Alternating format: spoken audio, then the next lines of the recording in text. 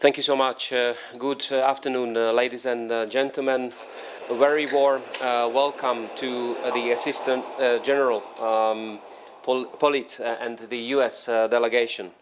Dear EGCN members, dear EU and non-EU law enforcement and judicial authorities, our partners from the European Commission, our dear colleagues from Europol, and particular welcome to the new head of operations at the attacksThe, Hamrán. We are looking forward to working with you. Welcome.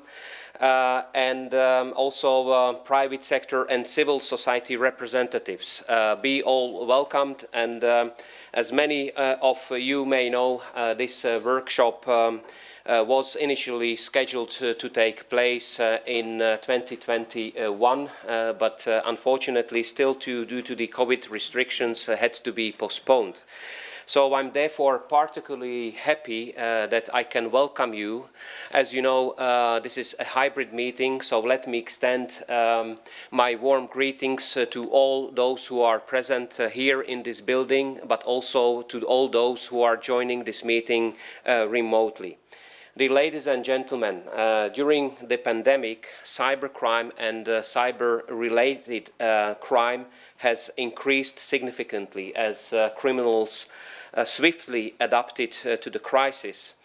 Several major ransomware attacks targeted the healthcare sector and another critical infrastructure. We are now also witnessing the impact of the war in Ukraine on cyberspace. Both Europe and US have increased security measures to protect ourselves against ransomware attacks and cybercrime in general. There is no doubt that the scale, sophistication and the impact of ransomware attacks is significant, affecting all sectors of economy and society in general. This is precisely why our political leaders decided to organize this meeting and to combat ransomware. This is the reason why we are here today. During the next 2 days, we will hear from you as key stakeholders what is needed to successfully combat ransomware. It's great to have representatives of the private sector and civil society joining us for the workshop. In addition to your important role in prevention, your support to victims in advising them how to mitigate the effects of a ransomware attack is crucial. You will also have a clear picture of how an attack was executed and how we can preserve the digital data which is needed for subsequent criminal investigations. When it comes to these investigations, there are several recurring challenges for judicial and law enforcement authorities. There is not always sufficient available information and evidence.